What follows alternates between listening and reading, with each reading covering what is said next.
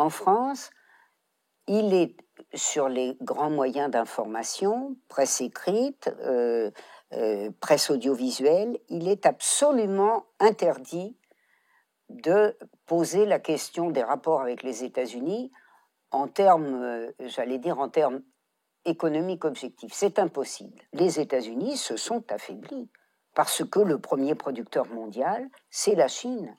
Et alors, la grosse différence, très grosse différence avec 1914 et 1939, c'est que nous avons un Sud ou un Est qui n'est pas seulement récriminant, qui représente non seulement dans la population du monde, ce qui n'est pas très neuf, mais dans la production du monde, un élément majoritaire. C'est ça le basculement. C'est-à-dire que nous avons des élites qui se raccrochent d'autant plus à leurs fétiches, à leurs amours américaines, qu'elles ont un sentiment extrêmement profond de danger, ce qu'on appelle aujourd'hui la communauté internationale, et qui est en réalité la communauté de tous les pays colonisateurs. Tous. Vous faites la liste des pays dits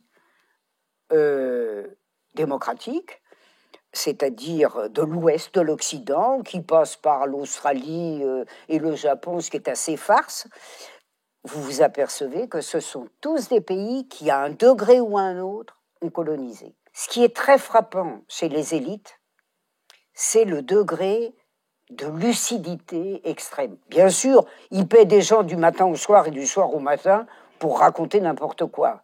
Donc on finit par croire qu'ils pensent la même chose. Je pense que le président de la République a eu une terreur, mais au-delà de l'imaginable, en 2018, où il a dû craindre d'être retiré de son château par les émeutiers. Le monde se déligote à la mesure de l'affaiblissement des États-Unis. De plus en plus de commerce international se fait et se fera hors dollar.